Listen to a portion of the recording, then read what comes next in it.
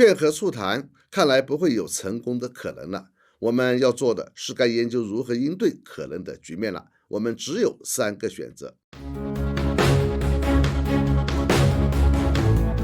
大家好，欢迎来到罗富强观察室。本期我们聊的话题是：美国改变决心，要军事战胜俄罗斯，俄乌战争或将成为美俄决战。英国《泰晤士报》日前透露，华盛顿开始后悔，打算修改其在乌克兰军事冲突中的战略。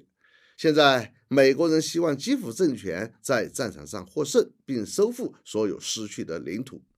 这是非常危险的信号，不仅意味着战争将继续打下去，背后还可能隐藏着美国要把俄乌战争设法扩大为世界大战的目标。《泰晤士报》还提到了拜登政府的一位高级官员，他声称，直到最近，华盛顿才打算寻求从军事上击败俄罗斯，而不只是想保护乌克兰。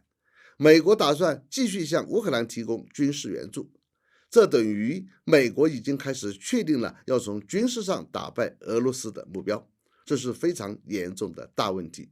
这不仅意味着俄乌战争将要打到一方彻底失败为止，还可能升级为美俄及北约之间在乌克兰的直接作战。这就是日前我发布视频说的情况。北约正在研究计划派遣以维和为名的部队进军乌克兰的可能性。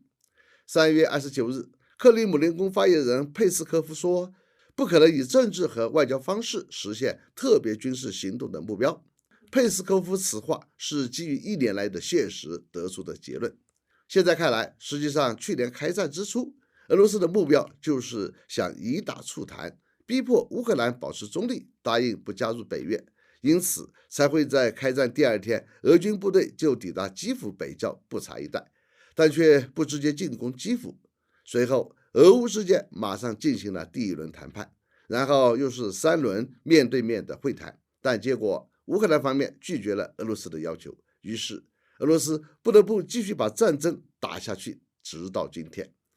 在这一过程中，乌克兰总统泽连斯基通过发表视频讲话，到美国和欧盟总部演讲，提出了包括俄罗斯全部撤军并归还克里米亚、惩罚普京等等在内的停火的10条公式。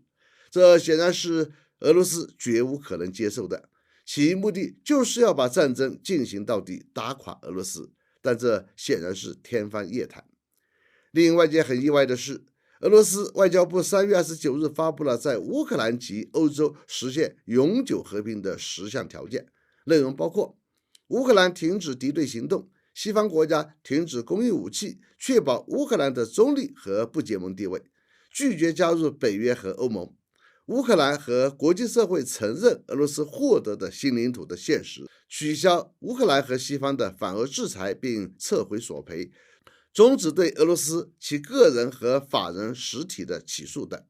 这些要求对乌克兰来说也是不可能接受的。泽连斯基办公室顾问波多利亚克称，这个声明震惊了所有人，战争的结果应该是俄罗斯的崩溃及其俄领导层进监狱为前提。而乌克兰国防部长列兹尼科夫又抛出了最新的停火清单，增加了逮捕普京之外，俄罗斯还必须退回到1991年的边界。由此，我们基本得出结论，俄乌现在根本没有和谈的可能了。乌克兰背后的美国设法继续并升级战争，俄罗斯也意识到了必须把乌克兰彻底打垮。各方提出的所谓和谈条件，不过都是在为战争编造借口。劝和促谈看来不会有成功的可能了。我们要做的是该研究如何应对可能的局面了。我们只有3个选择：袖手旁观，到时候再说；加强合作，坚决支持俄罗斯；严正警告，如果北约进军乌克兰，中国不会任由事态发展。欢迎各位发表高见。